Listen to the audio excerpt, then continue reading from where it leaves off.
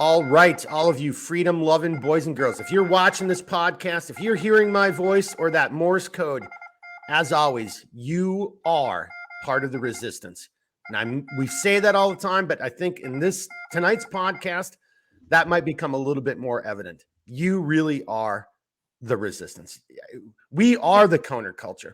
We're not the 1980s Republicans, worried about devil music and stuff like that. We are the only people who really believe in freedom and who are taking a stance and a step back and looking at this and saying, WTF, what's going on here? So I'm Mark, one of your hosts, and your other host, Redbeard. Boom, there he is. His beard is still short. He cut it off. And we've got a very special guest for you tonight.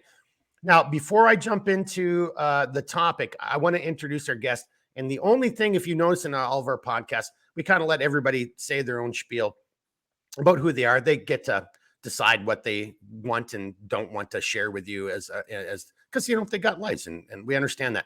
But I am going to just say one thing. I've known this man for a long time. He is a solid American.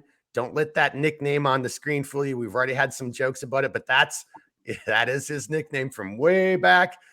I don't know if it was that derived from that stupid movie Before You Introduce Yourself? Remember that movie? Was that Vin Diesel? Yep. Well, yeah, it was Vin Diesel, but you gave me that nickname because you said I was one of the most extreme people you've ever met in your life. So that's where it actually derived from. Extremely smart ass. I'm here to tell you. This man has been a plague.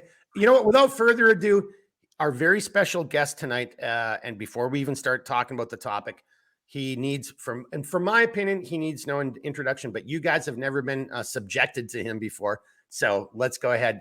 Triple X, tell everybody a little bit about yourself, sir.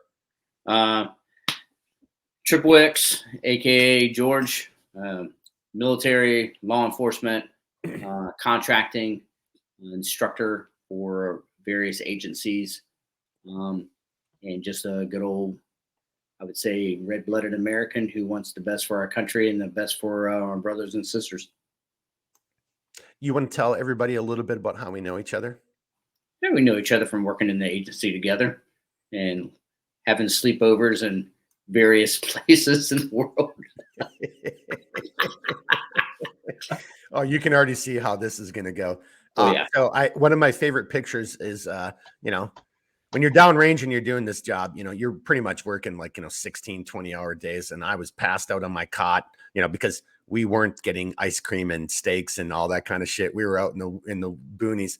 And matter of fact, there's so many stories. Now I'm thinking about the typhoon, George. I mean, but George took a picture of me asleep, and seriously, it says Triple X, but I think he's gay because it was like the most awesome photo he took. Yeah, we've got a little bit of a shared history. He's a great man, boys and girls, and we brought him on here tonight because, as he kind of just very downplayed, he's got a shit ton of experience. He's still out there doing the heavy lifting, and we're going to sit and talk about a very serious subject. So as you see by the title of tonight's video, and I'm sorry, one last little piece of housekeeping.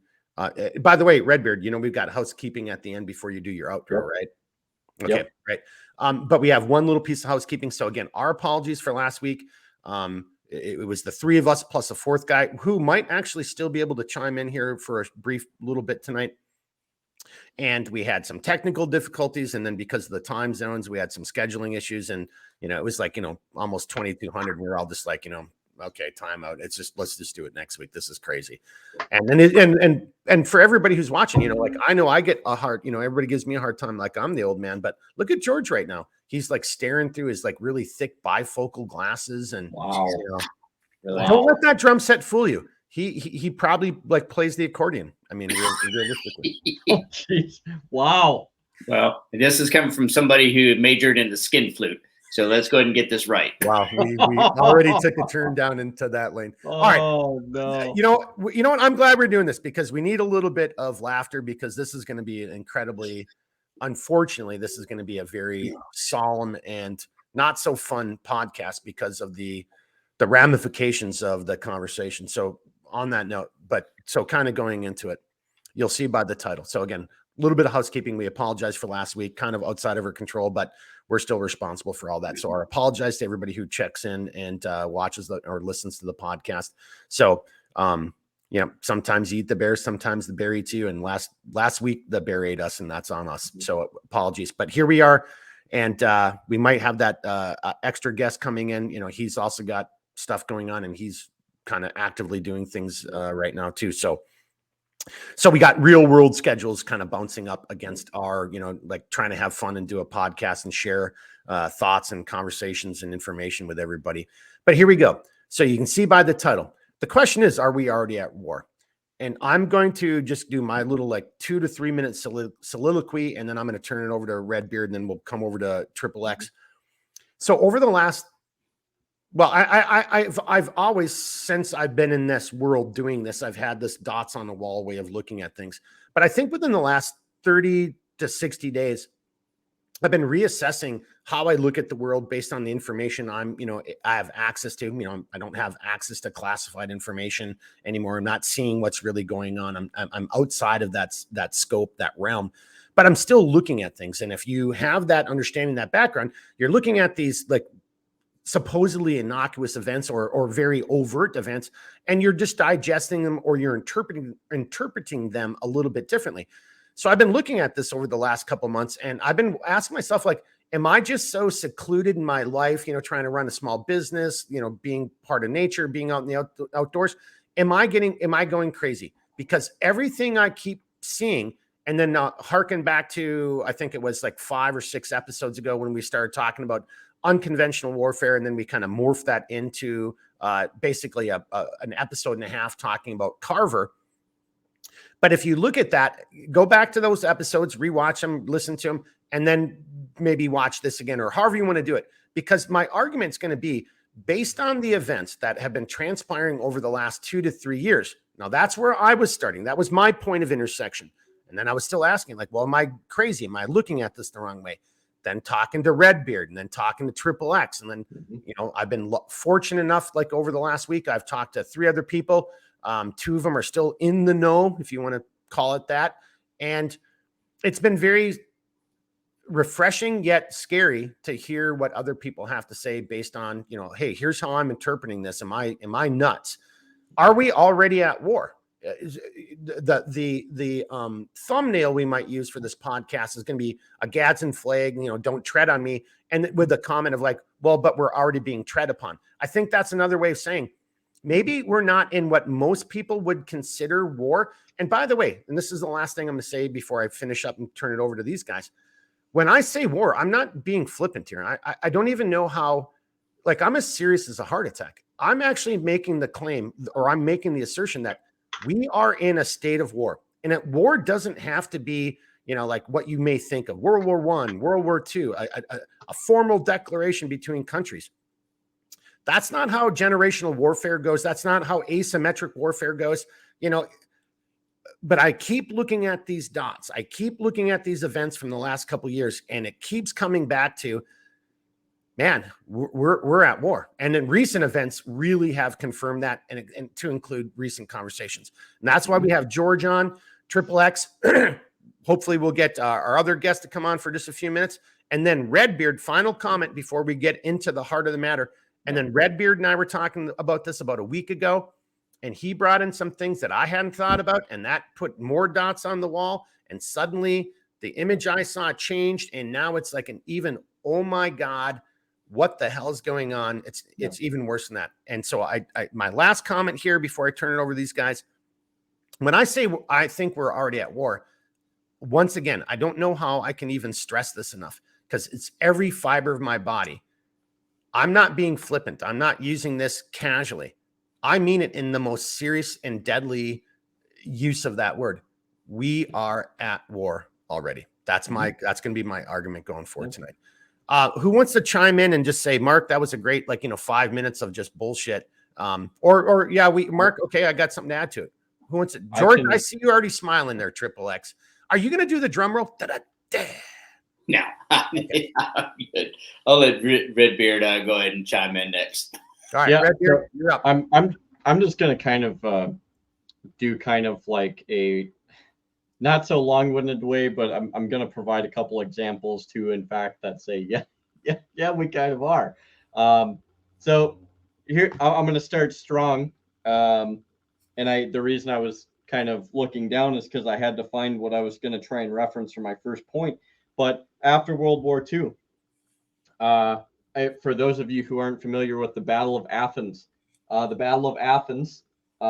sometimes called the McKinn County War, was a rebellion led by the citizens of Athens in Tennessee, which essentially soldiers who went to go fight in World War II came back, basically found their town absolutely destroyed with corruption, rigged voting, and a litany of other issues. And eventually, basically, they had enough with how bad things have gotten.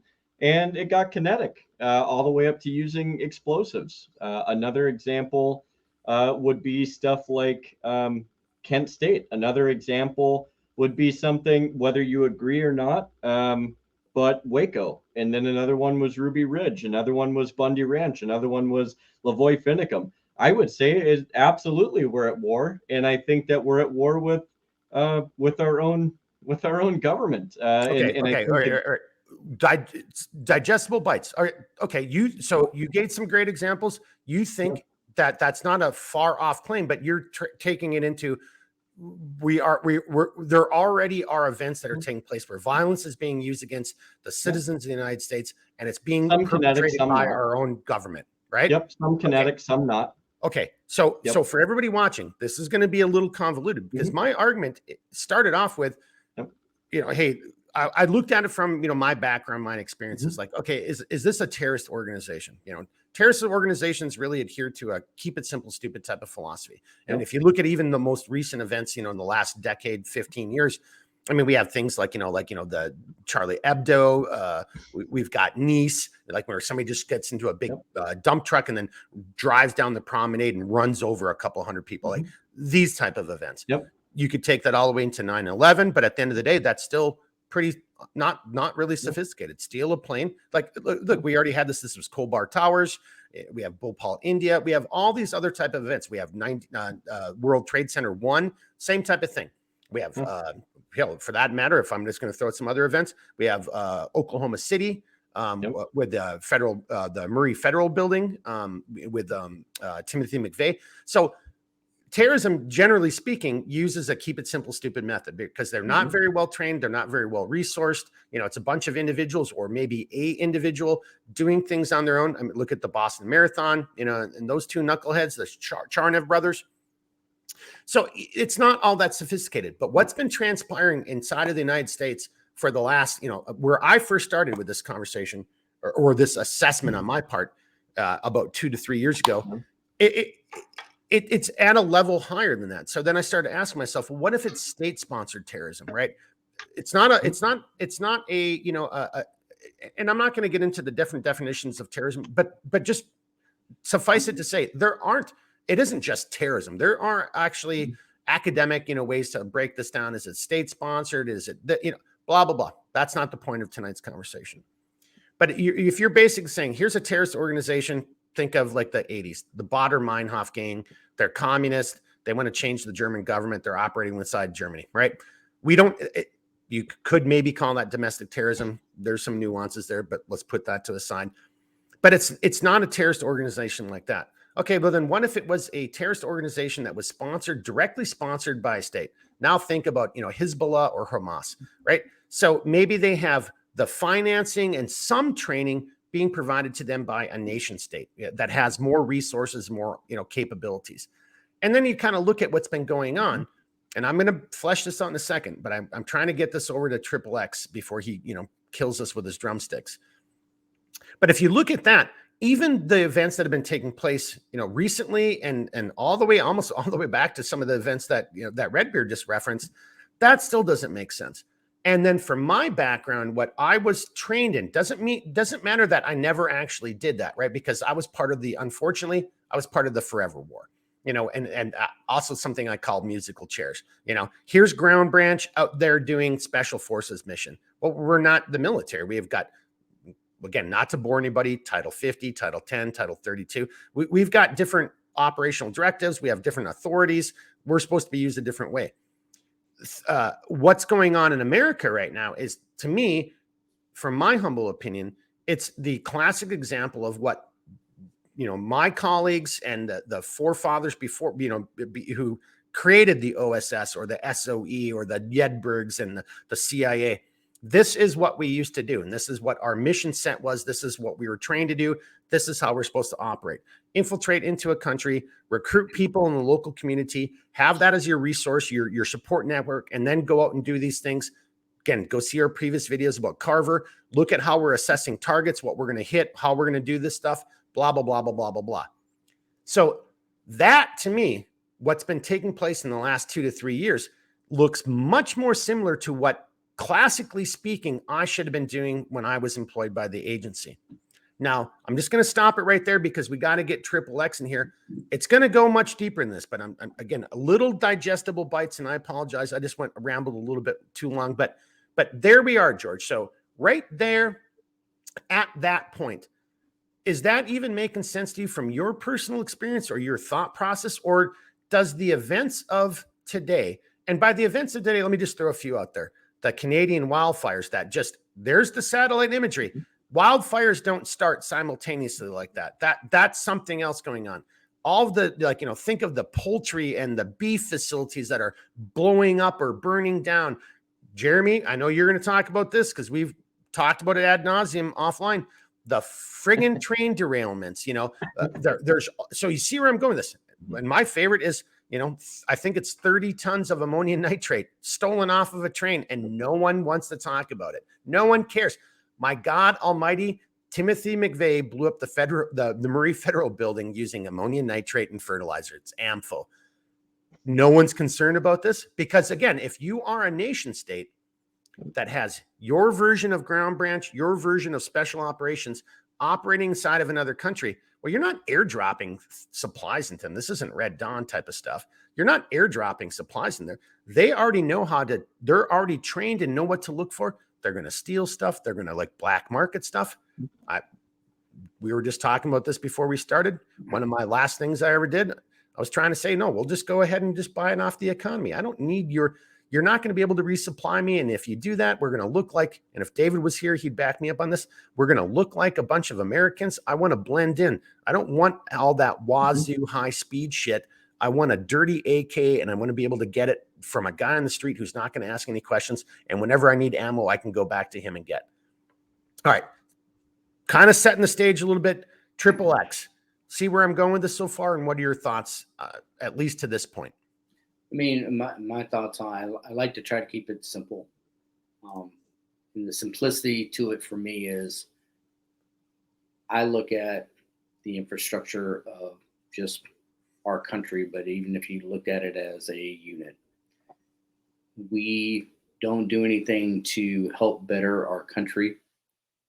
We allow the borders to be wide open, and when somebody says something, the first words that we want to throw out is, hey, we're being prejudiced against somebody. And the moment you can throw out keywords like that, we have a lot of people who want to back down, especially politicians who basically are businessmen. They're not there to represent the people. There's very few, I truly believe, that might still do that, but a majority of them are all coming in, maybe making a little bit of money, but getting great investments and retiring being 10, 20, 30 times more than what they were when they first started. And I don't know too many people who work that are starting off at maybe, $40,000 a year. And next thing you know, they're making $10 million a year, a few years later.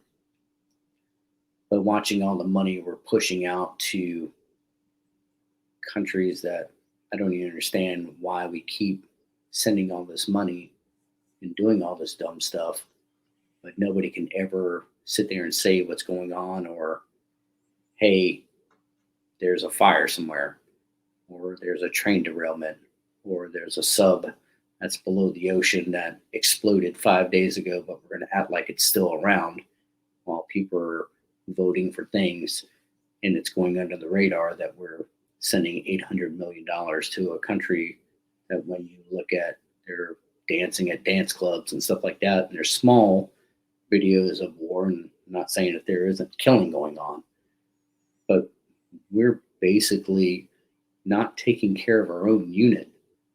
We're destroying ourselves. And I think at the end of the day, it's not going to be the generals who are going to sit there and say, hey, we need to right this ship. It's going to be all the NCOs and the Joes who are going to say, you know what, we've had enough of this. And eventually it's going to go one or two ways. Either there's going to be some people who get in charge who can right the ship, or there's going to be some bloodshed. And, I hate to say it like that, but at the end of the day, sometimes violence is the right way to fix shit. And in reality, the most violent person that you can be, that monster, like I tell people they need to be, when it comes time to do it, the biggest monster is going to win every single day of the week. I don't know. I don't like that view. What do you guys think? I'm going to go back to this view. I think that's a little bit better. Triple X, bringing this over to Jeremy, and then I'm going to kind of come back to something else you said. But, when you say that, you don't want to say it, but, violence, sometimes you have to resort to violence. Well, so I'm kind of stealing a line from Robert Heinlein, a science fiction writer and author, but it's a great point because it's historically accurate. Show me a point in history where violence didn't actually change the outcome. Show me where political dialogue. Show me where roses and peace, love, and dope and all that kind of stuff actually solved the problem and resolved the conflict. We don't want to admit this, but so everybody, just for who's watching and listening. So we were all in our pregame. We just were talking about some stuff, and we all kind of share things, little like videos and stuff. And these guys were talking about a video, and I hadn't seen the whole thing. But at the end of the day, no, it was violence that resolved this. It was a police activity where a guy in a pickup truck actually ran people over. That pickup truck is a weapon. There'd be some people say like, well, why did you do this? He's just in a truck. That truck is like a 2,000 to 3,000 ton freaking dangerous weapon, and he hit some people with it. You don't know if he's going to go and run over a bunch of kids at whatever. He already demonstrate he has this propensity or this, he's willing to kill people or run people over, potentially killing people. So violence was used to resolve that. Now the guy wasn't killed, but it was the violent act of how that officer used his vehicle as a tool, as a weapon, and did that stuff. That resolved the situation. Well, that is history, boys and girls, whether we want to admit this or not. History is, look throughout history, all of the major issues that have faced humanity have been resolved by violence. I challenge anyone to give me an example where peace, love, and dope resolved the issue. So, George, not taken away from your saying, but I don't think we need to pussyfoot around that, because that's just, I hate to say it, that's basic truth. Two grizzly bears, when one of them backs down, it's because the threat of violence was too great for that grizzly bear. It's like, oh, that's a bigger bull grizzly bear. That guy's going to mess me up, and I'm just going to back down, and I guess I'll just try again to mate again next year. Whatever it is, and even in the animal kingdom, this happens. So I don't think that's anything that we should be scared about and we should be walking away from anymore. It's not, like Redbeard usually has his little thing, peaceful, not harmless. What is, right? Isn't that what you're thinking? Peaceful, that's not exactly harmless. what Triple X just said. And George, you've never been on. Redbeard normally, it doesn't say Redbeard. It normally says peaceful, not harmless. It's to your point. Dude, I'm not out there looking to cause these issues, but if you bring it, well, what a FAFO. Redbeard, going back to what George and his larger commentary and back to the larger point. Thoughts so far, sir? Well, I think, whether it pertains to some of the situations I've depicted, or whether you want to consider it as something greater than that, the whole peaceful, not harmless point is we should all be practiced and capable in diplomacy, as well as being able to utilize violence when it's necessary, right?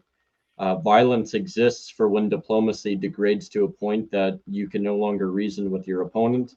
But that's also something that, whether it's domestic issues or foreign issues, one could argue that diplomacy to certain degrees has failed, but I would also say that very few people actually practice proper diplomacy. I think a lot of people use a lot of talking points as it pertains to trying to find a means to an end, but they don't really, they try to, instead of actually trying to utilize a proper type of diplomacy, they try to steer it towards what's going to be most advantageous to them, as opposed to actually trying to come to a result that makes any sense for either party. And again, when those negotiations or that diplomacy breaks down, you fall back on violence. That's how it always is. You know, and not to steal something from one of our previous podcasts, Mark, but what does it mean to be a man? Well, I would say that a man in proper course of action should understand how to use proper diplomacy, and likewise use a proper measure of violence, but understanding how to measure that violence and diplomacy to a level that makes sense. And being able to flip that switch from 0 to 10 and then flip it right back down to 0 again. And to give an example of that when diplomacy failed, and I've brought this up to you numerous times, Mark, and you probably know where I'm going to go with this, but as it pertains to domestic issues, look, we saw this at the Bundy Ranch. They tried to be diplomatic. They tried to have diplomacy. They tried to basically assert their property rights. And when the government felt that it wasn't necessary, or they didn't really care about their property rights or any of the ensuing issues that, mind you, had been something dealing specifically with the town and that family in particular, of which particulars I would encourage people to go read on.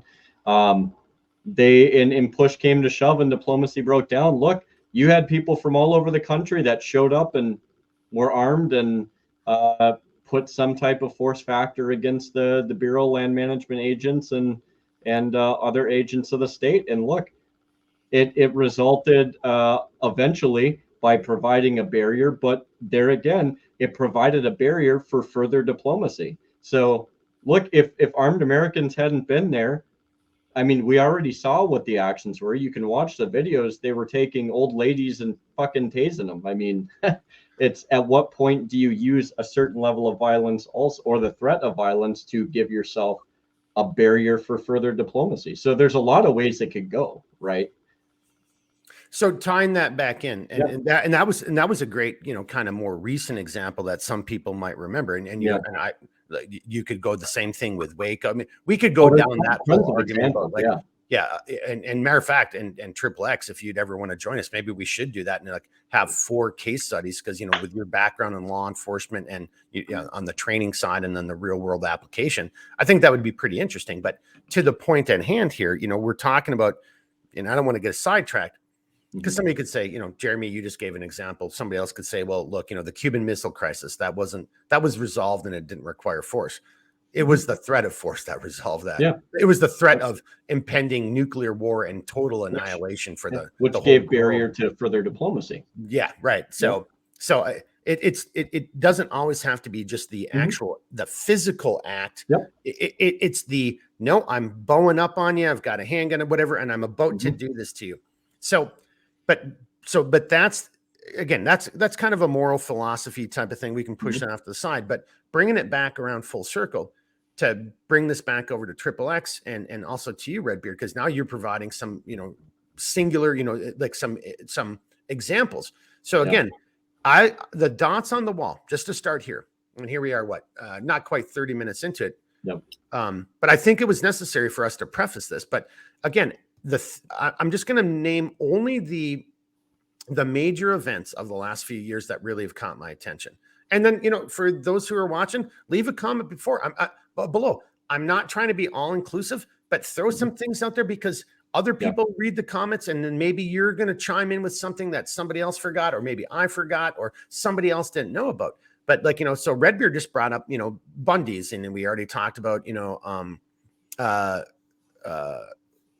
Waco, I was, Branch Davidians, but those might be some more domestic type of issues. Ruby Ridge is another one, so we can continue. But if you look at what's happened, even just domestically within the last few years, I mean, again, the Canadian wildfires, go look at the satellite imagery. Like, you're going to have to prove to me that satellite imagery was all faked.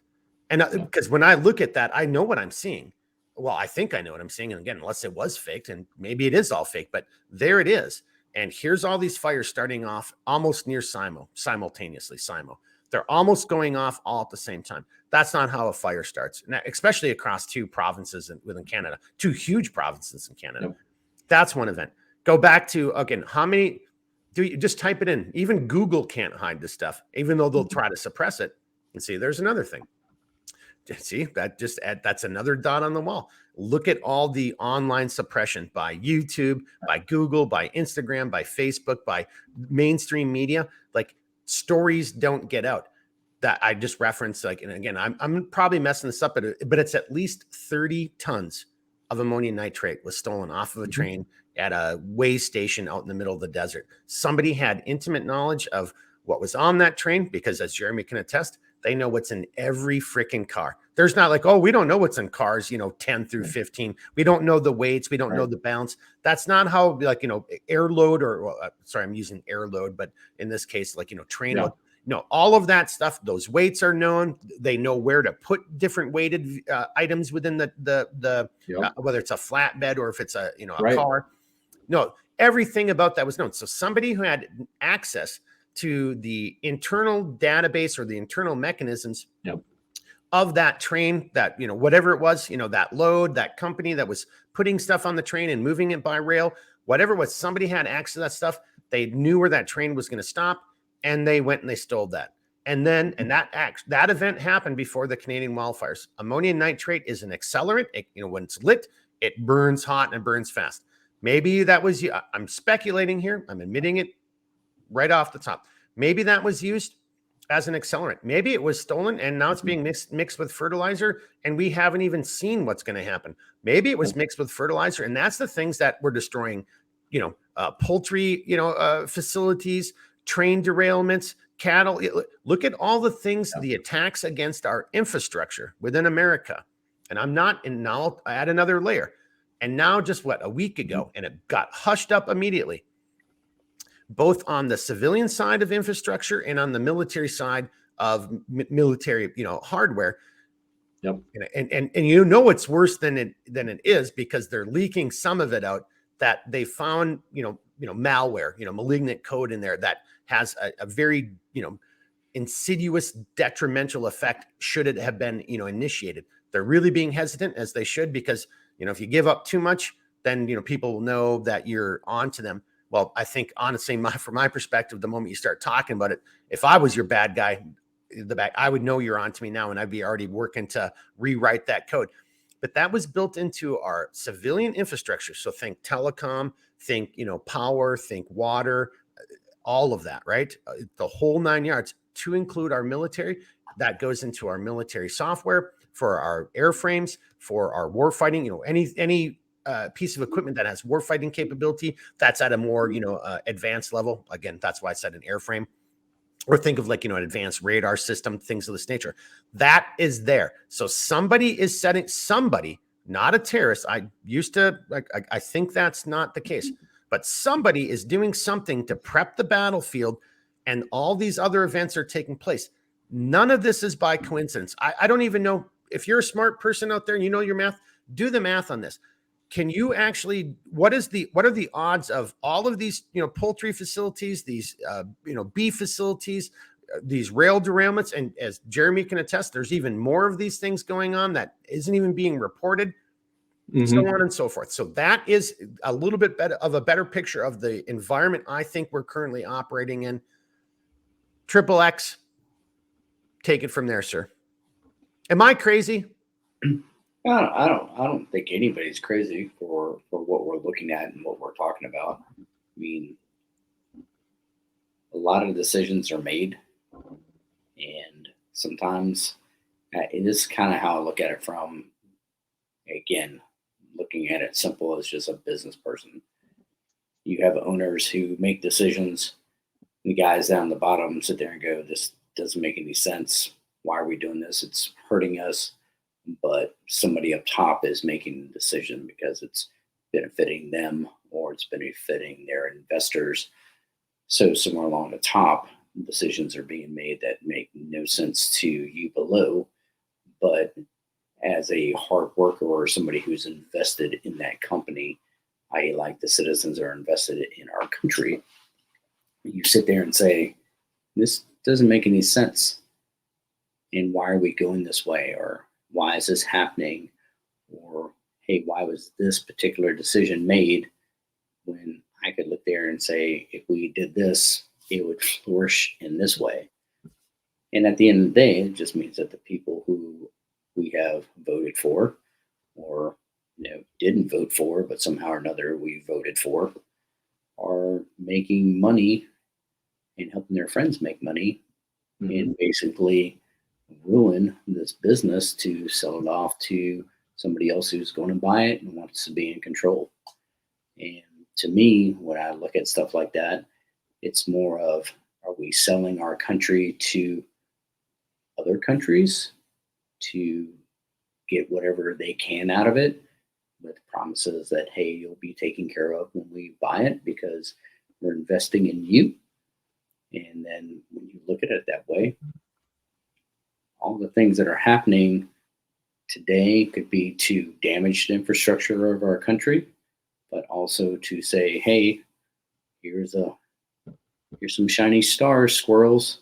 We all look there, and then something else is happening on the side that not everyone's picking up on. Yeah. Oh, you're muted, Mark. I was muted. Redbeard, I hear you saying, You want to add to that then?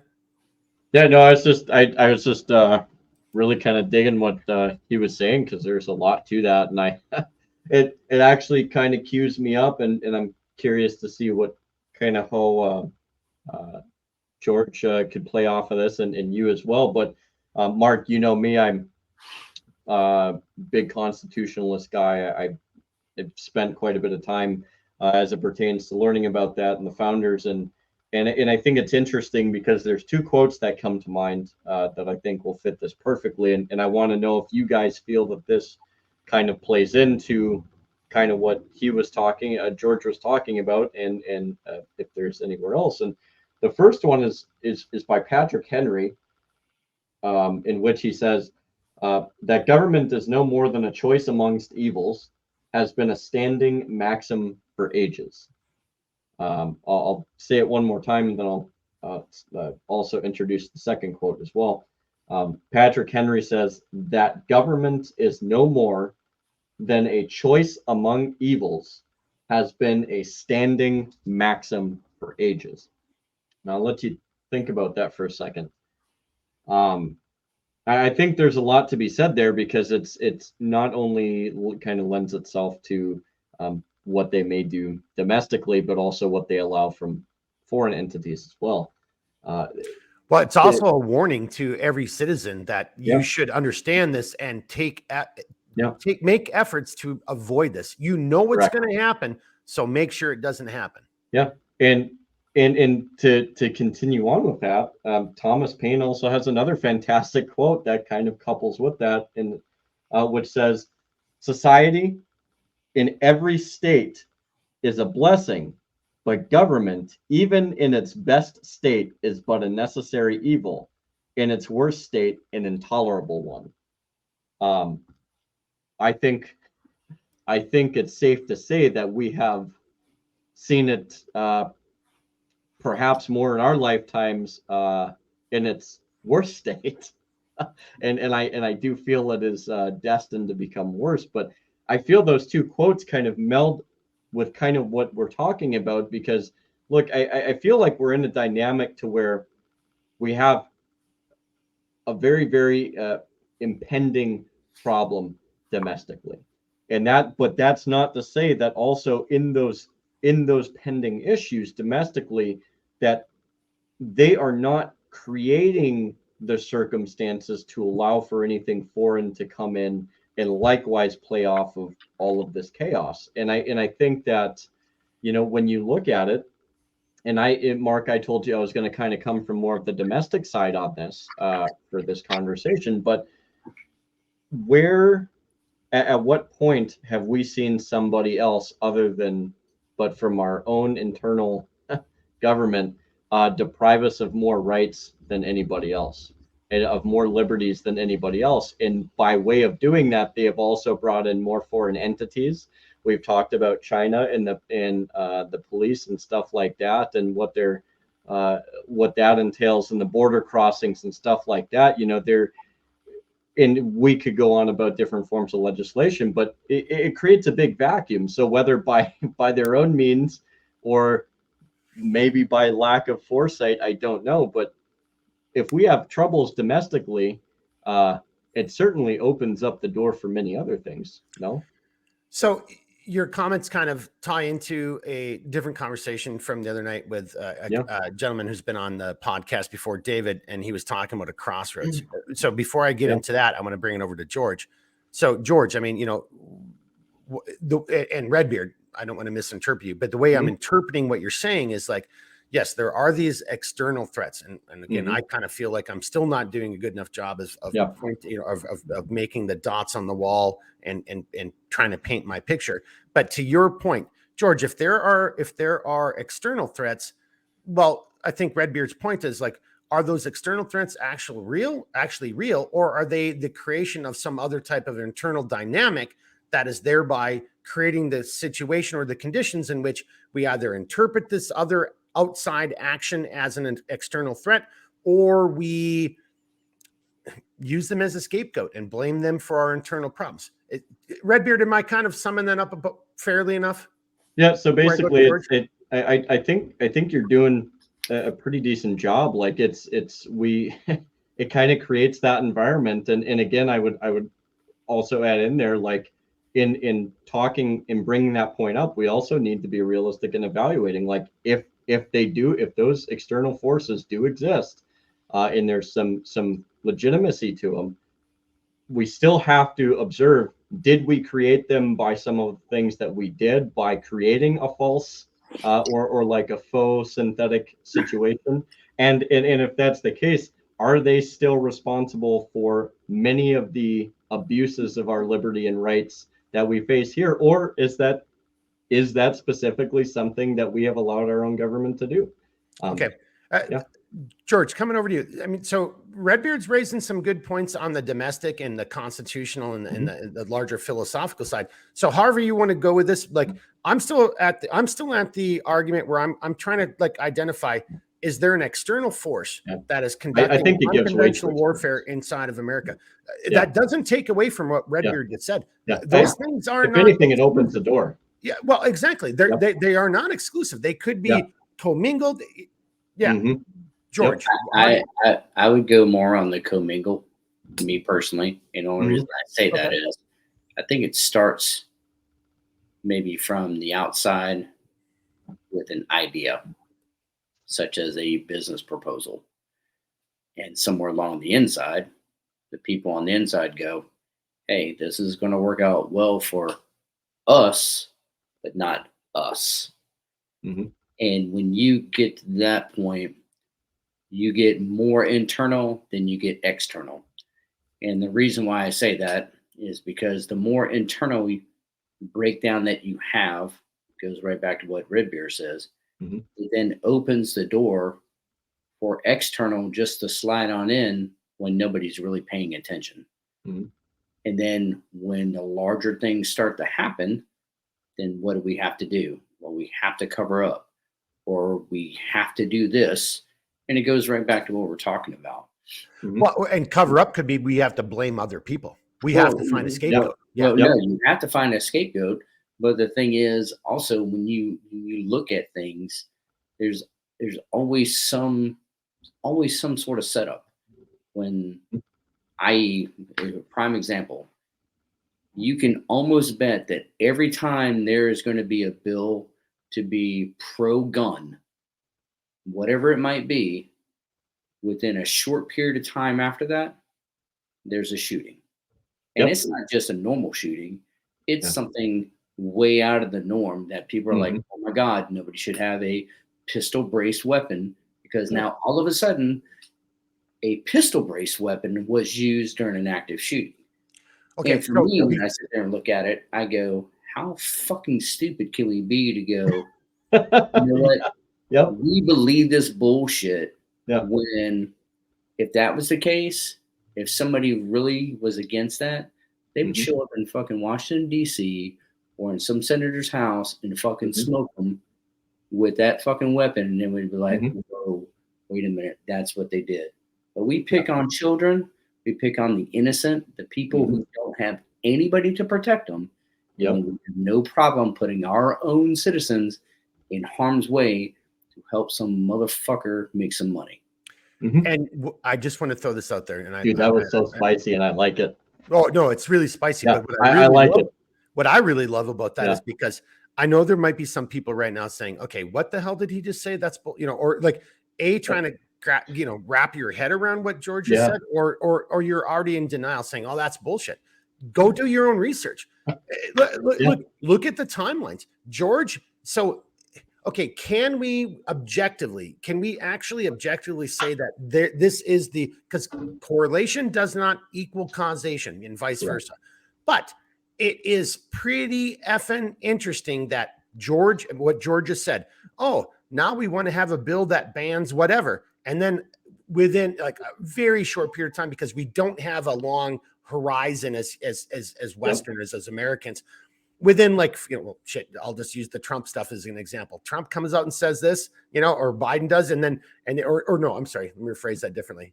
And again, the memes are out there, Biden gets accused of this. And then a day later, Trump is charged with this, then a week later, Biden's accused of this. And then a day later, Trump is charged with that. That's what George is getting at. Yeah. You can say George has, got a tinfoil hat on all you want.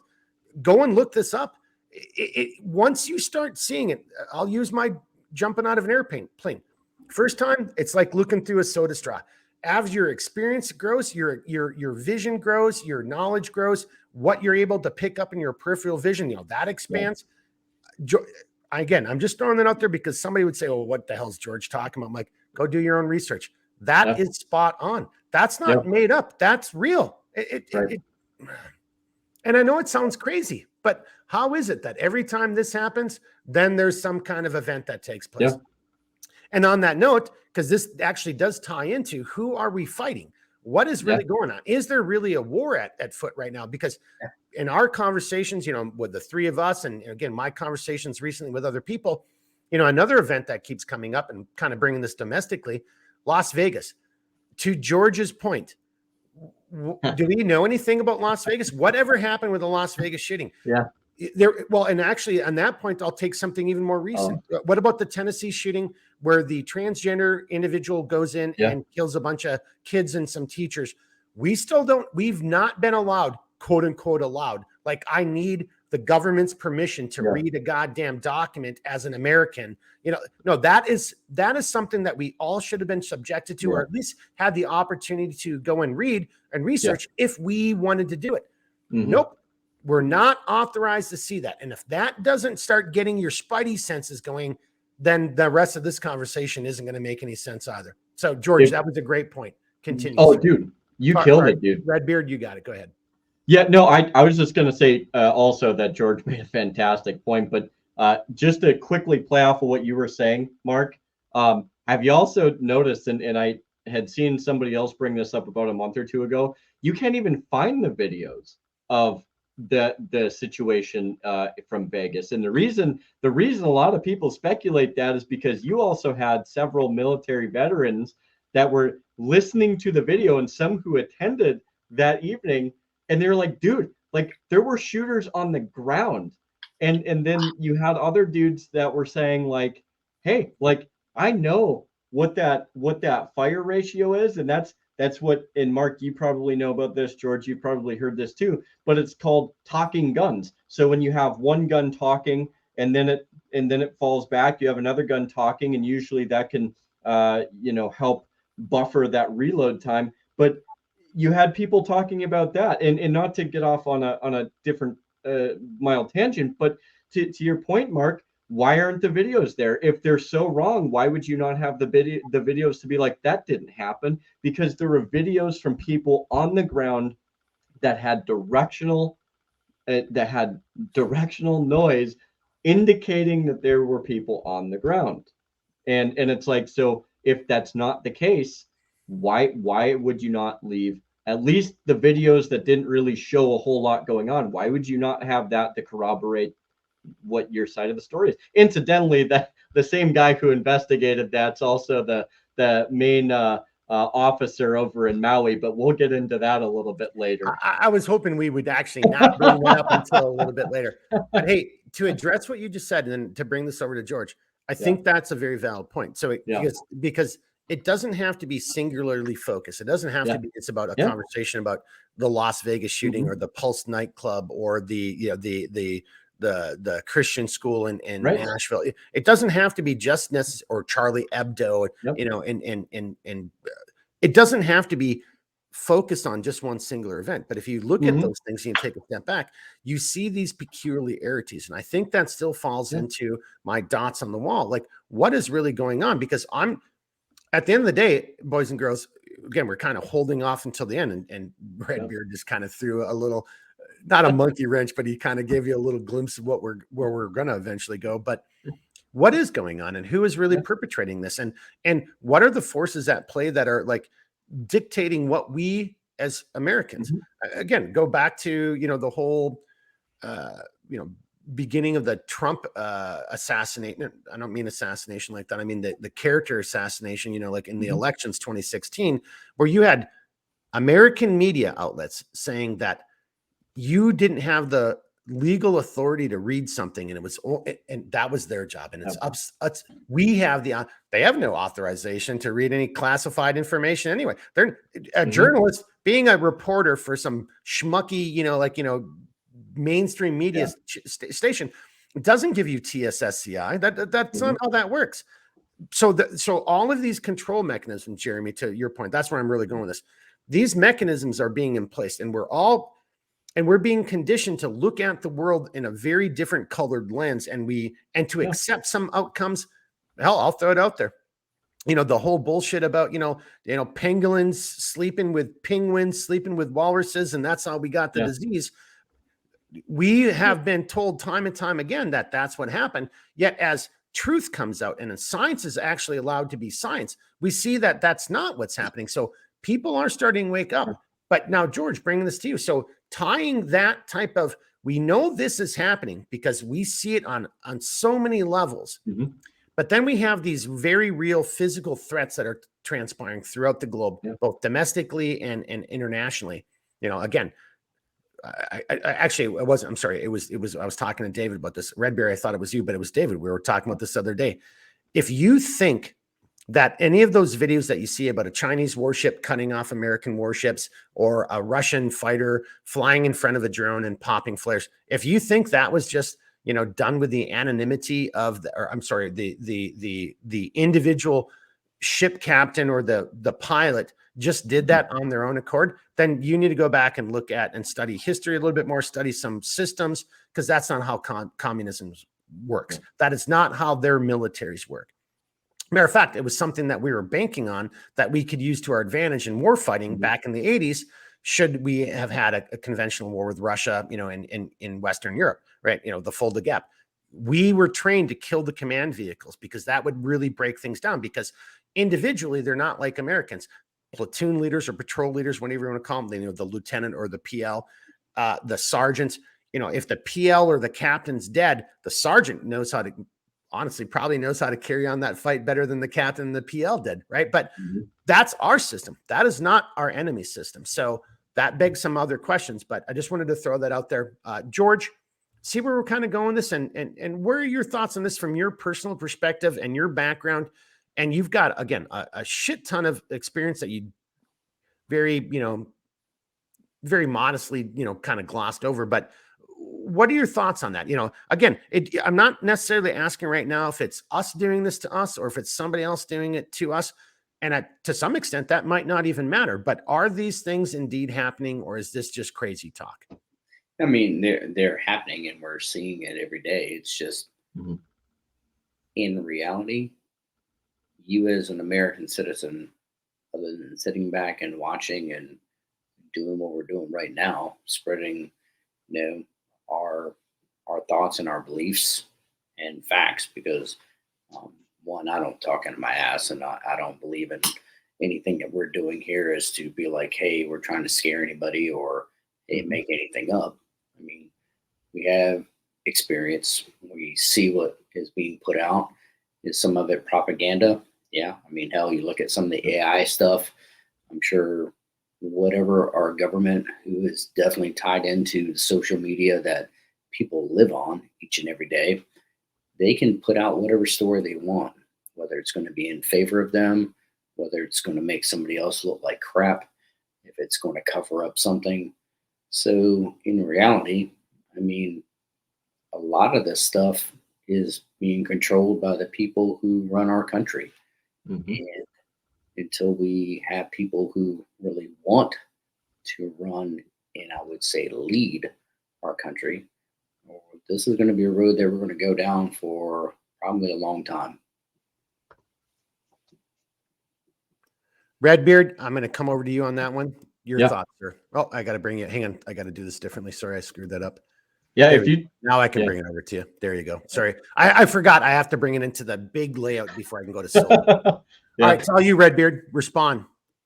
Yeah, no, I think that I think you make some pretty good points, and I think that's what kind of makes this conversation what it is, because we all have some different ways of looking at things, and being able to kind of, maybe not so much directly, but I think in a roundabout way, at least be able to kind of create a picture of being like, look, like there's a lot of areas and there's a lot of facets that we have to consider in this, because like you said, like even considering who we choose, or some might argue that we no longer elect people but they're rather selected, but who we perhaps believe that we choose to put into certain areas. I think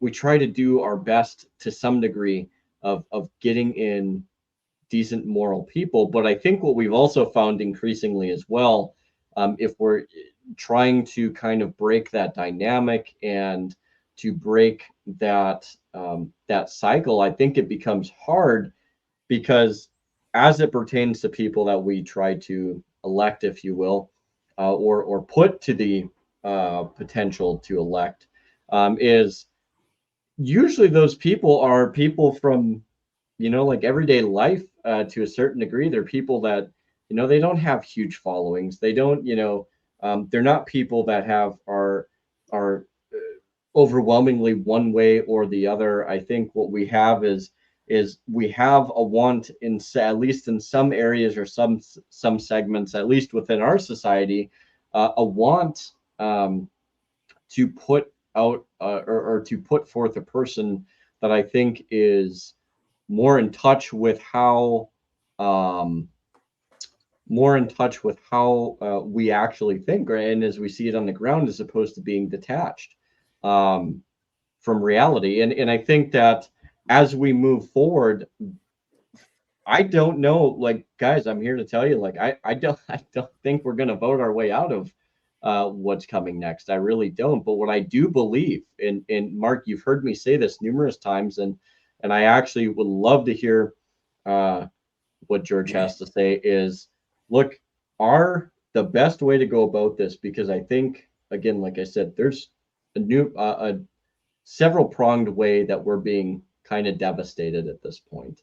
Um, we really need to hamper down and find leadership within our communities and create groups within our communities to help support each other for when things do finally break down. And I hope it doesn't get to that point. And I truthfully hope that we can somehow stem the tide on this and we can turn things around. I do hope, but we also have to have a realistic view as well. And don't get me wrong, hope is a great thing to have, because it carries us through a lot of things, but we need to be realistic about the fact that what's coming may not be turned around, and we have to look at reconstructing things after the fact as opposed to trying to necessarily save before. So it's a bitter pill to swallow sometimes, but we have to look at it that way. So I want to hear what you guys have to say. Before we come over to Triple X, just two real quick things. I mean, hope is not a method. You're absolutely right. I mean, hope can actually really can play into your individual survival in a number of 100%. It totally can. So you don't want to give up hope, but you actually can't rely on hope. Hope isn't going to be the thing that's going to save you. It's got to be your physical actions, your physical capabilities, your decisions, the things that you do. That's the people around you. Yeah, well, exactly. Well, part of your decisions is finding people around you that are going to be part of that, creating that community. But then the other part, as we go over to Triple X here, though, is,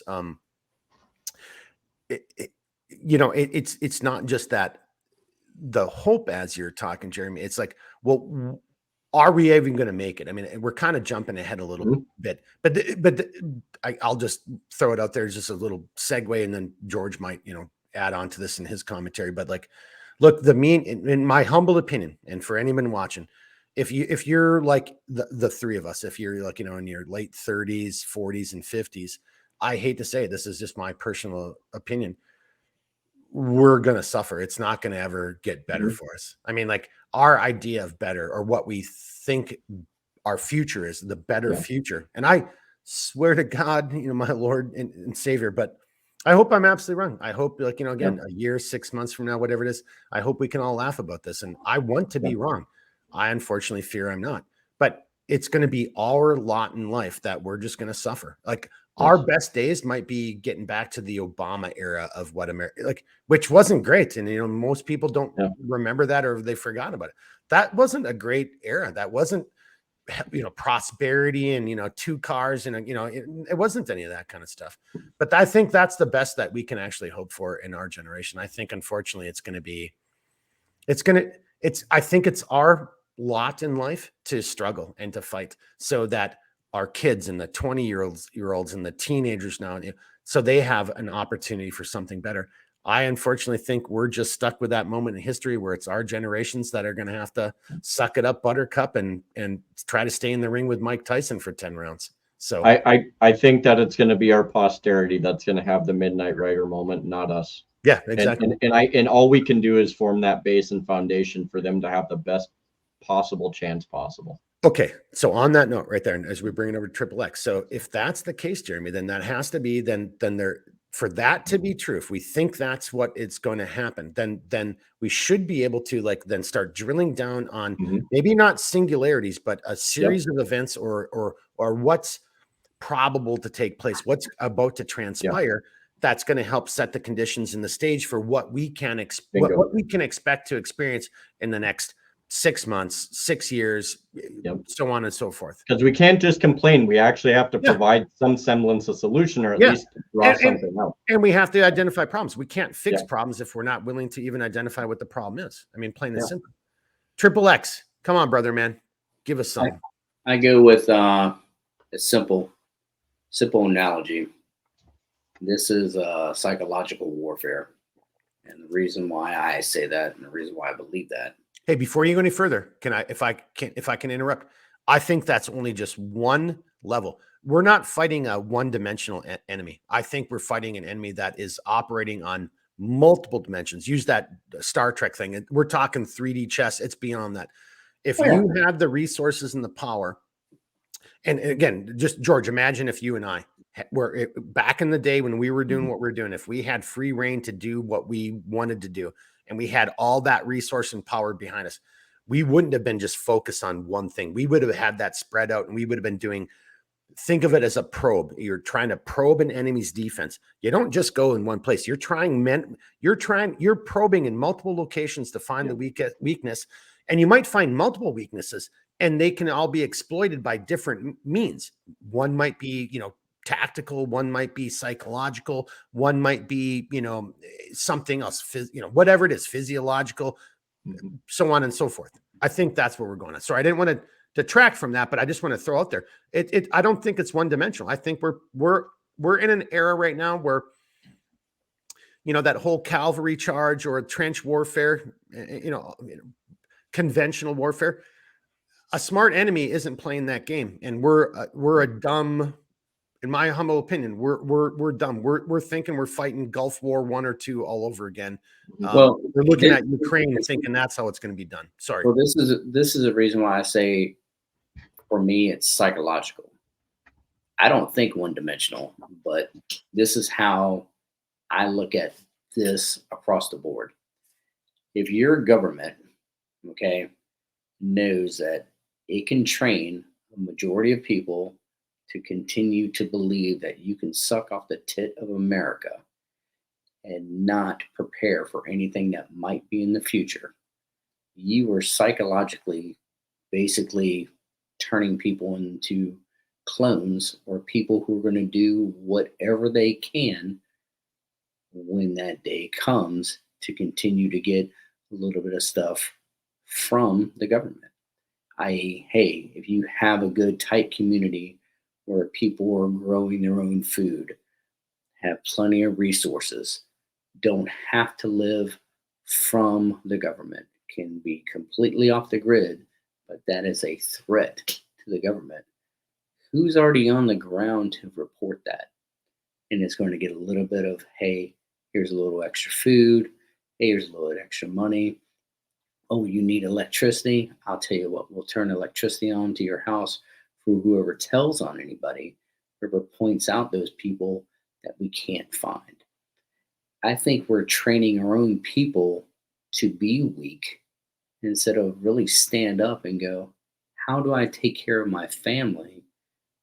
Because how many people nowadays know how to, basically butcher a deer when they shoot it, butcher a hog when they kill it, do what they need to do if they found a cow and they could feed their family?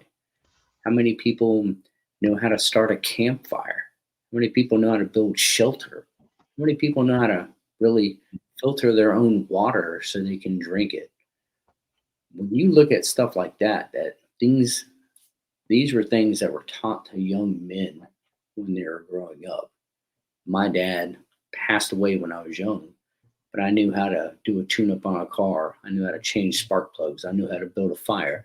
I knew how to cook. I knew how to chop down trees. I knew how to hunt. I knew what to do right after I killed a deer so the meat wouldn't spoil. These are things that we kind of push off to the side because we're like, hey, the government's going to take care of us. They keep on promising all this stuff. And the day that they stop promising, how many people are going to fight to get that recognition from the government to continue to get something? And they're going to do whatever means necessary to do it. Mm-hmm. Right. Well, that was a great point. And then I want to continue with that. So I'm going to add on to it. So again, going back into the larger premise of the conversation, my argument is, and we may not have done a really good job of it tonight. I mean, this is such a hard thing to do. Like I talked to David last night for like almost 4 hours. Yeah. I mean, boys and girls, this is, you got to just start talking to your friends, just like what we're doing right now. And hopefully you're considering this a part of your conversation, with your friends. But you've got to go out there and have these conversations and really start paying attention. George just raised all kinds of if we look at in the military, we look at individual tasks and we look at collective tasks. George just talked about all these individual tasks that each and every one of us should know innately, inherently. But, and it's not somebody could say, well, girls cook. Dude, if you're a guy and you don't know how to cook, you're a freaking retard. Look, have 10 meals in your hip pocket, whatever. But you can't do that, and women, again, women can hunt, but and I'm treading a little bit lightly because I don't want to go down this rabbit hole because that's not the point of the conversation. But let's just be realistic. A 5'2" female isn't going to be able to drag a 200-pound buck, field dressed out of the woods the same way George is going to be able to do it. So you've got to have these separations, and there's absolutely nothing wrong with that.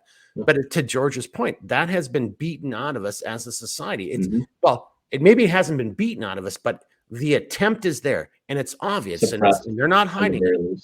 But then tying this back into where we are right now, So you can already see we're kind of alluding to, is this an individual country? You know, I'm not saying, personally, I think it's China. I'll just say it, kind of get into that. And hopefully we'll do a better job of presenting that argument here in the next, 20, 30 minutes. I personally think it's China. I think Russia has lost that capability, but it doesn't mean that Russia's not a threat. It doesn't mean North Korea is not a threat. It doesn't mean Cuba's not a threat. I mean, Iran's not a threat. Shit. There's other countries that we might consider friendly that are still potentially threats. Yeah. But to pull this off on the level I'm talking about, if you're actually conducting unconventional warfare in America, you're going to do this across multiple fronts. Psychological, that's the press, the media. Okay, somebody right now is saying, "Oh, come on, man, it's America. We have freedom of the press." Really? How many mashups have you seen of every local news station throughout America saying the same fucking line, right? About masks, about whatever the bullshit, to George's point, the bullshit propaganda they're trying to feed you. That's already happening. So we're already losing on those fronts, right? There's, Title 2 or title or chapter, whatever it is, 230, internet, the whole 9 yards. No one's up in arms trying to get Google and YouTube and Twitter and I mean, shit, Twitter's regressing back into, we're just going to ban people because what is their new thing? Well, they've also taken away. They got a new. The new person's got a new line, and maybe I just talked over you, but it's like free speech, but not. They've got another way of trying to define it. It's like, super janky. Yeah, it's totally. They're just finding a politically correct way of saying, yeah, if we don't like what you're saying, we're going to ban you, right? Yeah. Like they've got some new way of saying it, like so. We're losing on all of these fronts. These are un-American. This flies in the face of our Constitution. I still personally believe, and maybe this is a good segue to come over to Redbeard and then Triple X. I personally think it's a nation state that's conducting activities, and I'm just going to make my one last little final push on that, and then we'll kick it over into the hypothetical. What if it's something even worse than that? But again, we have spy balloons flying over the country. No one gives a shit about it. And you might think that was bullshit, but I'm here to tell you, I know what I would have done if I was in charge of that program at the behest of a country. If this would have been my job in the agency, I know exactly what that thing could have done and what it could have collected and how beneficial that could have been for me from a war fighting perspective or a knowledge-based perspective. In the pregame, George was talking about all the land that's being bought up, the farmland outside, or just even the fallow land or vacant land outside of military bases. Who's buying that up? China. Okay, this barely was covered in the news at all. We talked about it, Redbeard. Other people already know what we're talking about, but the illegal and hidden biochemical labs. And then the state of California, like this just broke, at the end of last week. Apparently, when that information was released, the state of California knew about that for like 6 months prior, and they told that whoever it was, the housing, zoning people, they said, "You be quiet about that. Don't ever talk about that." And then it was leaked, dude. So to your point and to Triple X's point, we already have politicians, we already have government entities, whether they're doing it, whether it's malfeasance or misfeasance. They are already trying to cover up these activities. Something is happening here within the borders of the United States. Hell, we can talk about illegal immigration all day long. It's not immigration. It's illegal. You've crossed into the border of another country and you've done so illegally. There was another report about how the Border Patrol was forced and told to open up and keep open all these gates under the auspices of, well, there's rainwater and there's flooding, so we have to keep this stuff ordered. Well, there is no rainwater and there's no flooding. There's just tens of thousands of people walking through these, unprotected and open, access points across our border. Okay, who does this really benefit? You could sit there from an altruistic perspective and say, I love humanity. I do. I love nature. I don't, to Jeremy's point, peaceful. What is your thing again, Jeremy? Peaceful, not harmless. Yeah, peaceful, not harmless. Yeah, no, I believe in that stuff, but you've got to do it the right way. So there's so many boys and girls, what I'm trying to get at, we can't even do this in a podcast. There are so many layers. There are so many events that are taking place. You know, I'm trying to focus where in my thought process, I was trying to focus on the more kinetic and the events that actually could kill lives or, have that type of, either economic or life, cost of life type of detrimental effect. Train derailments, poultry facilities, cattle facilities, that our infrastructure. No one's even talking about that. You know, in the last 2 years, we've probably had like 6 different, there's been 6 different documented attacks. There's more than that. I know there's more than that, where people have tried to like take out substations and, and part of our electrical grid. So whether that's the random events of a bunch of drunk, kids who are bored and have nothing else to do, or that's actually something more nefarious, it almost doesn't matter to that point. These events are taking place. And then back to, Triple X's point, getting him back in the fight. We're not even talking about this. We don't even care about this stuff. And if you bring it up, you're suddenly a bad guy. You're like, oh my God, you don't want to talk about, you're going to talk about, what happened in Portland or Seattle. And you're going to like turn this into a race related issue. It's like, and it's nothing to do with race. It's like these people did that, or this governor or this mayor allowed that. It is objective fact. That's all it is. But these events, in my humble opinion, are definitely taking place. Jeremy's brought up some great points that has challenged me to think about this a little differently. So before we go to Jeremy, Triple X, I know you probably had to go use the bathroom a little bit. It's kind of getting a little bit late here at night, and we're all old, so our prostates are out of control. Yeah. I was hoping you'd laugh at that one. All right, Triple X, you see where I was going with that. What can you add to that? What flavors are you adding to this dish, if we want to take in that kind of culinary perspective, analogy? Oh no, I guess I'd say spicy, just because I think that good people have reached their limit and are to the point to where before, I would say, maybe looking at it from a military standpoint, pretty much people have been good soldiers. Hey, this is okay, I see what's going on, but then getting to a point where going, okay, hey, enough is enough. And sometimes people just need to be punched in the face.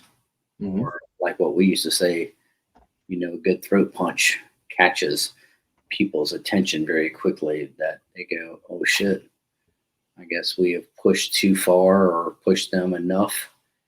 And, I could remember a year ago, maybe a little bit longer, when everybody was all up on the bandwagon. Hey, a civil war.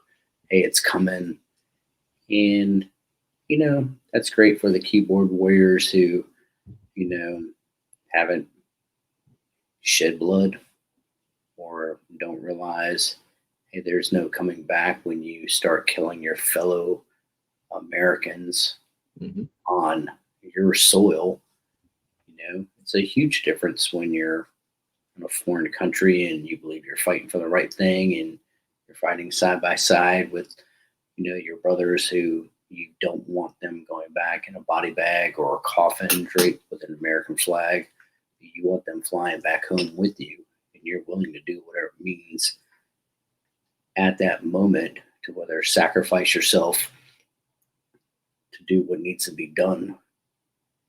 But, when you start talking about doing that shit on your own soil, there's no coming back from that. And people who maybe don't read or maybe don't enlighten themselves, read some of the letters from the Revolutionary War, all the things that were going and what people were really fighting for. And here now, it's just like you have people fighting because some dude with tits wants to run around and go to the bathroom with little girls, or, vice versa, because they're a fucking pedophile. We want to say, hey, that's okay. To where if I was young and some dude was trying to show me his cock, my dad would have fucking smashed him and been like, what the fuck is your problem? Now we're like, hey, it's okay. It's okay for little Bobby to stand there and look at some dude who has his penis out and that's all right. Or, hey, some dude wants to walk into the bathroom where my daughter's at. So she can stand there and look at him stand up while he's peeing. And somehow or another, we're okay with that. That's where I'm thinking a majority of people who are sitting there going, what's right and what's wrong? And you know what? You have more people like me who are willing to stand up for somebody else's kid versus their own parents who are scared of the repercussions. And I'm like, I should be the one holding you back, not you standing there watching me punch somebody in the throat because he wants to show his cock to your kid. That's where I think part of me is lead by example. And eventually people are going to sit there and go, I want to be more like that guy. Mm-hmm. What I really kind of like about that is, I know this is going to sound, it's not a stretch to me. To me, it's not a stretch. To some people, this might seem like a stretch, but everything Georgia said is like, if I was evil and if I had the resources, the money, if I was an agent of China or Russia or some other nation state, what Georgia said, this would be part of my approach of how to destroy you from the inside. Like, I'm not going to fight you conventionally. I mean, like, the American military, conventionally speaking, you know, if we got our heads out our asses, is the best military in the world. But I actually, as I just said it out loud, that is to my point. But we're being destroyed from the inside. That's not the case anymore, right? Like, I just saw some clip last week about females in infantry, you know, basic, and I'm like, I didn't even know that was a thing now. I'm like, what are you effing talking about? And we'll save that for a different day. You know, but none of these females had anything good to say. Like, why are you even in the fucking military, let alone the infantry then, to George's point? But putting that aside, but this is exactly how I would, these are the steps I would take to destroy you or at least weaken you internally, which makes you more susceptible to what I might do, you know, kinetically, direct action, unconventional warfare, you know, all of those because it's all in play. Everybody in the world has seen that you can't just think one dimensionally when it comes to warfare. You can go all the way back to Gulf War. Iraq thought one dimensionally. We came at them from a three-dimensional, you know, chess game, and we kicked the living shit out of those guys. And then you can go into the forever wars. We were, and then that goes into other larger sociological issues or societal issues. Are we actually still in the forever war because it's great money for the, you know, for Lockheed? Again, I'm not picking on Lockheed or Boeing or whatever, but they're making a lot of money off of this stuff. Yep. And I can barely put eggs in my refrigerator because of, you know, the recent sniffles and all that other kind of bullshit. You know, hey, XXX, I don't want to get personal here, but I know for a fact, because we're friends, I know that there's an aspect of his life that involves small business. I'm a small business owner. The fact that that aspect of his life is still alive and I'm still alive as small businesses is nothing short of amazing to me, given what's taken place in the last 3 years. Because in my humble perspective, and it's not a selfish, oh, I don't want my business to fail. It's a taking a step back and looking at, you know, causal events and like, no, this was designed to destroy small business. How is Walmart allowed to have their grocery store, but the local grocery store owned by has to be shut down? So this is where I'm getting at. It's like, if you were smart and you had the resources, you wouldn't just be fighting with guys, you know, with swords and bayonets. And that's not how you're going to conduct the next generation of warfare. I'm trying to argue that we're in that war right now. And we, as a culture, we haven't been smart enough to realize that we're in it because we're so distracted by, you know, the bullshit of like Dylan whatever that guy's name. And, you know, like, you're a guy. You're not a woman. I hate to say it, you're never going to be a woman. That's just, it's impossible. Let's just grow the fuck up and realize that stuff. But we are so distracted by these bullshit arguments and labeling parents at PTA meetings as terrorists. That is exactly what I would have been doing against you. I would have been using psyops and all these other types of, you know, influence and warfare. You know, again, warfare doesn't always have to be kinetic. That's what I would be trying to do. And now, Jeremy, I'm not even sure if we should bring up that your ultimate point. I almost think we should save that and just maybe have a part 2 of this later, because this is much deeper. And I don't even think I've done a very good job of even laying out my argument here tonight. boys, what are your thoughts so far? George is laughing as always. By the way, I just want to throw him under the bus one more time. So I told you, literally, I should have. Matter of fact, George, tell a story. I'm going to see if I can find the picture and if I can upload it and just show it real quickly of you laughing at me while you're rubbing your breast as I was asleep and you were trying to make coffee out of a sock. I'm not joking. It's because our whole entire tent collapsed. And after you're out there being the general, put a spike in the ground as the whole goddamn thing is falling down. One center post held up everything in all of our comms equipment, everything, but the most precious thing was our coffee pot broke. And then, of course, I got to stay up all night. You got to sleep. So yeah, I had meetings, dude. I had Oh, meetings. God.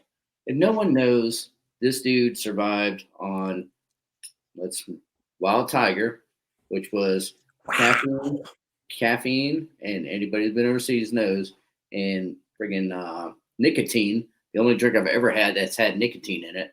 On top of that, with half a can of Copenhagen, and still being like, hey, where's all the equipment? We're gonna go. Yeah, all the time. Right.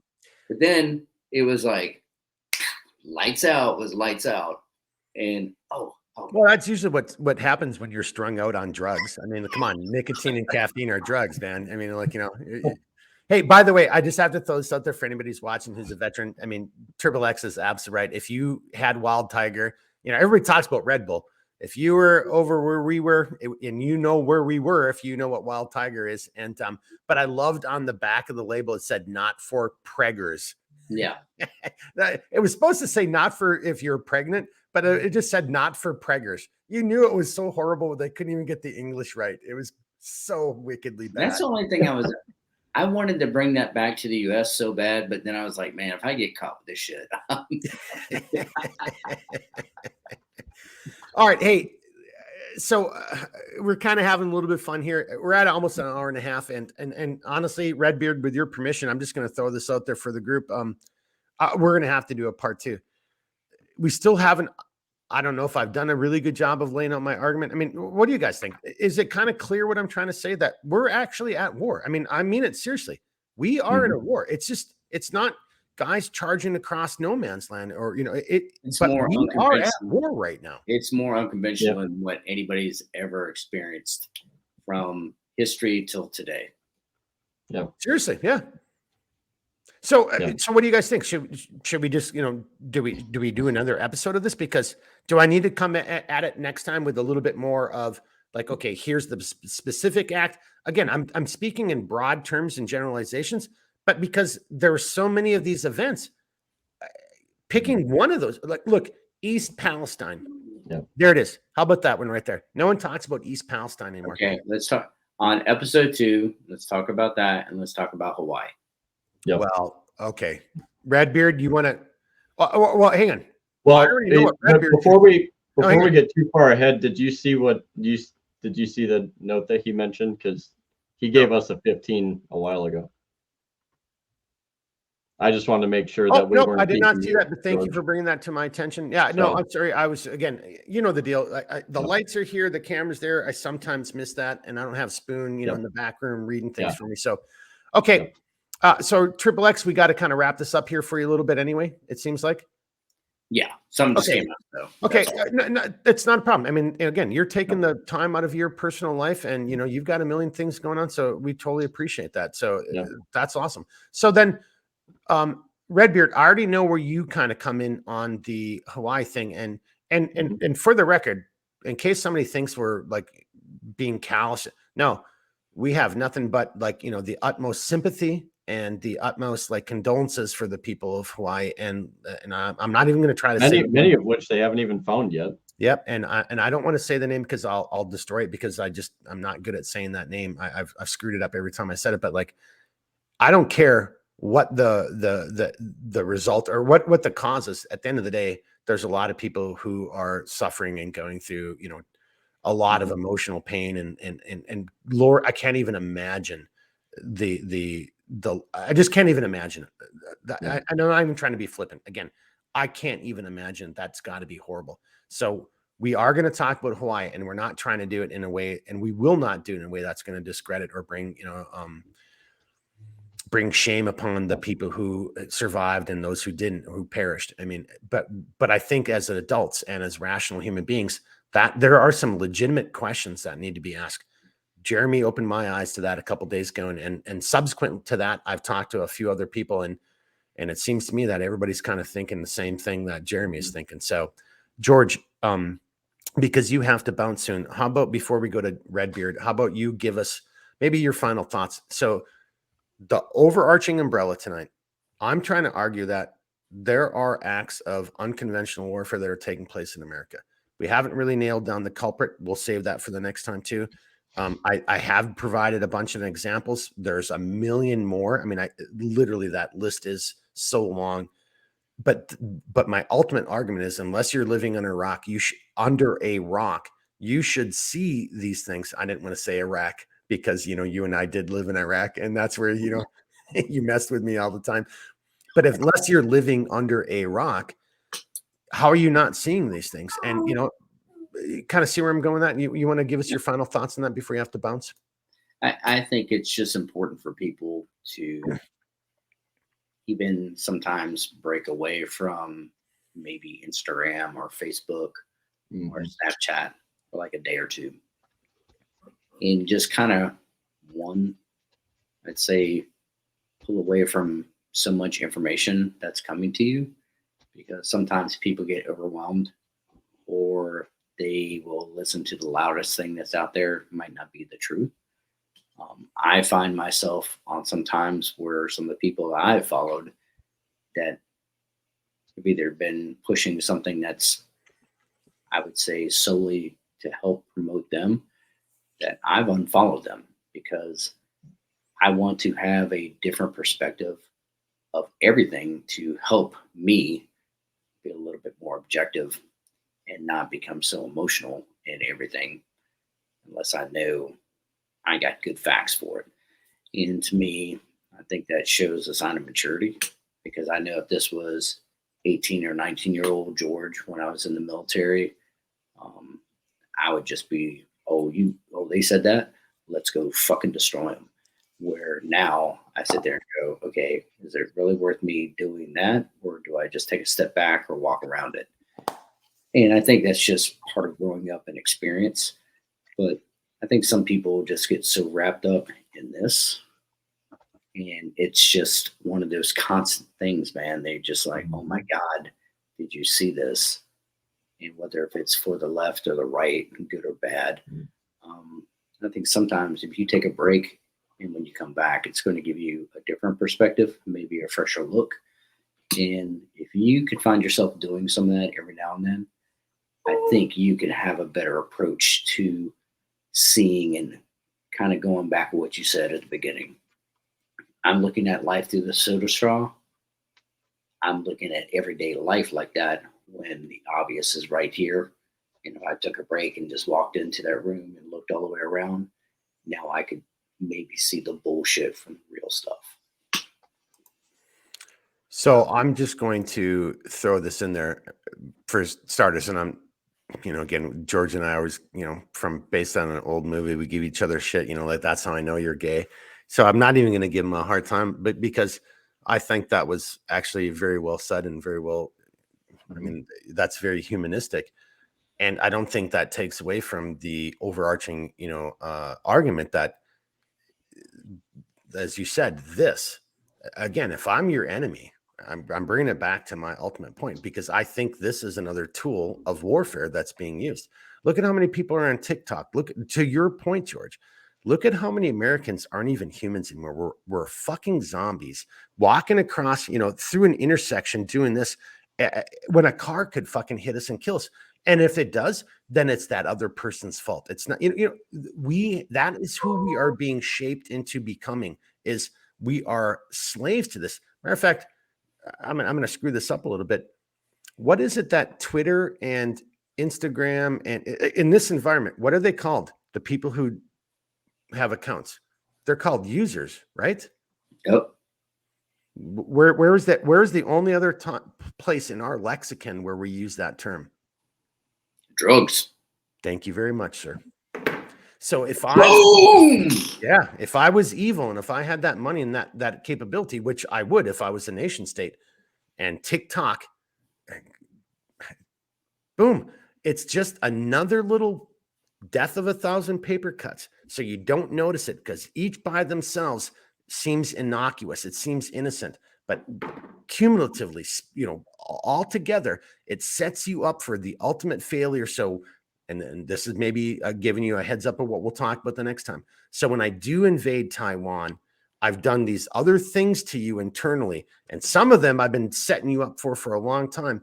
And when it happens, you guys won't do a damn thing about it. That's my fun. That's my. I know this is kind of getting a little morbid, but I'm here to tell you. And the next podcast will be it'll be even more morbid because that's when I'll actually lay out what I really think is about to happen. And I know Redbeard has made that an even worse outcome because of some of his thoughts. And then David did the same thing with his comments last night. I talked to David for like 3 hours last night on this subject, and it was an eye-opening experience talking to him about this. And I think we're in big fucking trouble, boys and girls. Seriously. That's my final comment right there for tonight's podcast. George, you got to have one more comment before we go over to Redbeard. Redbeard, and I apologize, you kind of got a little sidelined here tonight, but well, I'll let him go because I'll probably have a little bit more to say than he has. Well, and no offense. Yeah, and no offense, sir. I know the things that you and I have talked about, that actually will play in better into the next one than this one anyway. You know what I'm saying? Because that's going to fit more into, okay, what is it really? And that what you've said, I think may have distracted from just building the basis of this argument in this podcast. I think the things that you've spoken to me and kind of talked to me about in the last couple of days, I think that's going to be more for the holy shit. It might even be worse than what we think. I think that's better suited for the next one anyway. So I'm looking forward to hearing those views.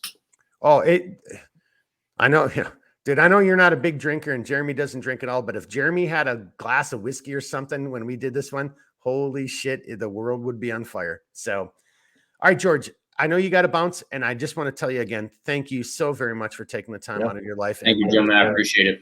Thanks to your better half for having you back. Yeah, and thanks to your better half for giving in and buying you like a sausage, pepperoni, black olive, and mushroom pizza. But all right, hey, give us some good words of advice and some good words of XXX wisdom. Like, you can either tell the story tonight or next time. Why is the middle X small? You could do it tonight or you could do it next time, or give us something that pertains to what we talked about tonight so far. Your choice. I'll keep the X's for next week. It's a good story. It is a good story. It's really stupid, but it's a good story. And like always, keep fighting the good fight. Don't just think about yourself. Think about the other ones who are around you and the ones that you're willing to defend. And try your very best to do the right thing, because if people see that you are willing to do the right thing, there's a strong possibility that they're going to fall right behind you. I know it's cliched, but somebody's got to stand up first. And you'll probably get punched in the face and knocked down, but that's all it takes. And then somebody else will stand up. And then once it's that second or third person, then a whole hell of a lot more people will stand up. So yeah, somebody has to stand up and go into the ring with Mike Tyson. As dangerous as that is. Somebody's got to have the courage to do it. I mean, and I'm not saying Mike Tyson is evil. I'm just saying he's a badass motherfucker. Oh yeah, there's no doubt. That's all I'm saying right there. Redbeard, I'd love it if Mike Tyson ever watched one of our videos and then wanted to join. Dude, I've got nothing but. So last little note before George punches off. I don't know if if you're like us. I'm actually only just now kind of getting into some of this stuff because business on the business side. But I'll be working super late, and then George has been sending me reels. I don't even know how to do a reel myself, but he's been sending me reels for years now, and they're freaking hilarious. And through those reels, I've found some Mike Tyson reels, and I'm here to tell you, Mike Tyson is a straight up, he's a badass on both the intellectual, philosophical, and just humanistic side. People need to give Mike Tyson some you need to go and look at a little bit more into Mike Tyson. He's an incredibly well-rounded individual, and he was a master of his craft. And I really like that stuff. And I've shared some of these with these guys, probably to their annoyance. I'm trying to get back at Triple X is what I'm trying to do. But then it spilled over to Redbeard. And he's like, Redbeard even said, he's like, yeah, so I wake up in the morning and there was like 4 things you sent me. And I'm like, yeah, I know. Yeah, I'm like, the time's all going from like 11:45 to 12:50 to freaking hey, 2 I a.m. work I'm like like, holy 14 hours shit. a day, dude. I don't have much of a life. So, what am I going to do? I was mildly concerned for you, Mark. I was like, holy shit, he's going through a crisis right now. I'm not joking. This guy right here is to blame because he sends me this shit all the time, and it's funny as hell. And I don't know. I guess I'm just starting to pick up some bad habits now in life. No. You know what that is? That's leading by example. Oh, okay. All right, Iron Mike, follow me. Let's go. All right, hang on 1 second. You got to be around as Redbeard's going to do our outro. George, we normally do an after action review, but I know you got stuff to do, so I'll just talk to you a little bit later offline. But Jeremy has our little outro, so please hang on for just a little bit. And then Jeremy, want to add a little bit to it, but sorry, seriously, I apologize, but we'll have more of, I know where you're coming from. That'll be more pertinent to the next part 2 of this podcast. Mm-hmm. All you, sir. Yeah, well, actually, I almost wonder if do you want me to do the housekeeping for this week, or do you want me to wait till next week? Let's wait till next week because this was okay. That's fair. Let's wait till next week. That's kind of what I figured. But you guys are here's just say it. Next week we're gonna do it. We're gonna do a giveaway. Yep. Yeah. Next week we'll do a giveaway, and you guys and gals are gonna like it because it's gonna factor a lot into where I'm gonna go with this. And just as a primer, I if those of you who have sat here and listened haven't figured this out, I very much like Mark knows I'm a constitutional scholar. I've studied a lot of the works. I've studied a lot of the different things and evaluated a lot of the different viewpoints from the founders, because they literally, you have generations of information that have indicated points of when a country falls apart and when it becomes destructive of its means. And look, we are living a textbook pattern right now for a country that not only is subjecting its own people to the abuses of tyranny, but also is in the death throes right now. And like I said earlier, look, that gives way to outside influences, but it still culminates into the fact that we are creating this faltering from within. So even though you have outside influences, we have opened the floodgates to this. And real quick, Mark, I just want to make a quick point here. Culture, if you denigrate culture enough, it will have an effect. If you denigrate morals enough, it will have an effect. You want to talk about a form of unconventional warfare? How about this one? And not to feed this, but pharmaceuticals, it's chemical warfare, just in a different way. So in the end of the day, hey, remember that. Actually, let's start off part 2 of that, because because that is part of unconventional warfare. And everything you just said, to George's point with this damn device and everything, let's start off with that right there, because that is actually, again, you would be fighting on multiple fronts. You would be you would be probing all kinds of different weaknesses. So you're absolutely right, sir. And you're absolutely right. And I'm just going to prime with this last point. Like, it is my firmly held belief, based off of what I have evaluated historically, what I've evaluated from the founders, and what their precautions were, and about government in and of itself. I firmly believe that our greatest adversary right now is from within. It's from our own government, because it all originates, even anything from outside, it originates from a faltering from within. I will further elaborate on that in the second video, or in the second episode of this. And I can't wait to expound upon that and hear what you guys have to say. So it's gonna be a good one, I promise. So on that note, good, if by good you mean scary and downright fucking nerve-wracking, I guess that's good.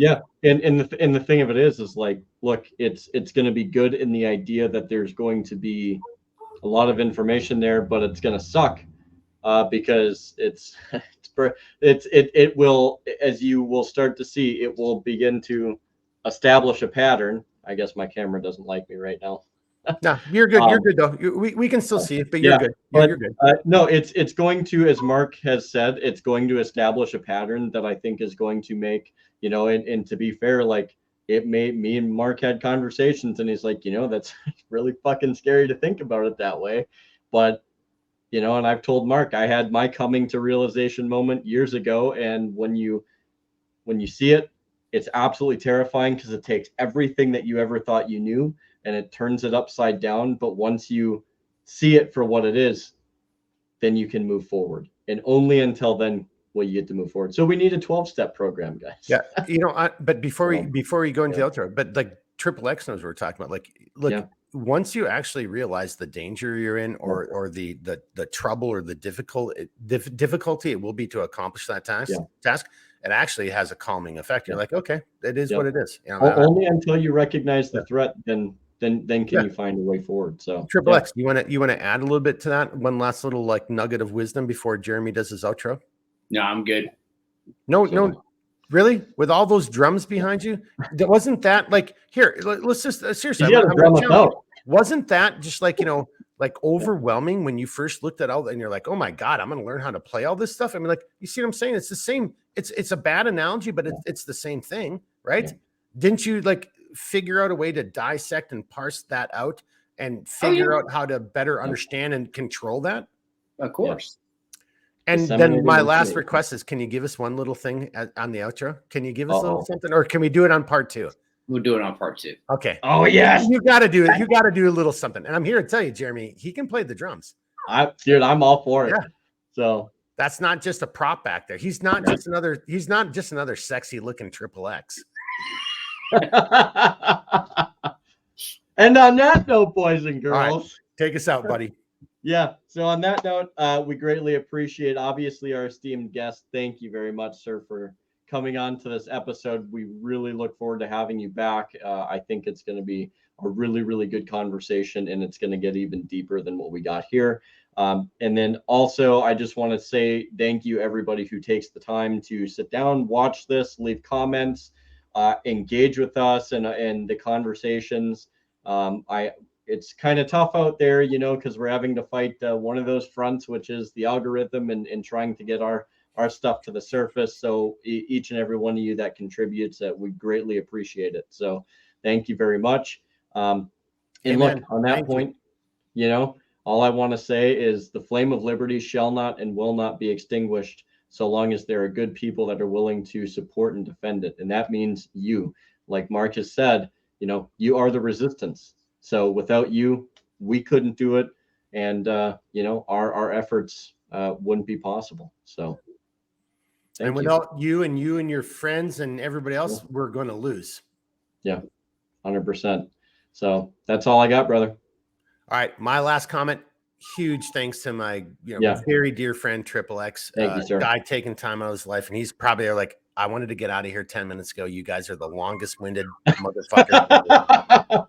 All right. Everybody, we'll see you on episode 23. Thank you very much. Huge shout out to Triple X for joining us. We'll have one or two more next time because, again, we're still working through some of the logistics. But Jeremy, thank you for the outro as always.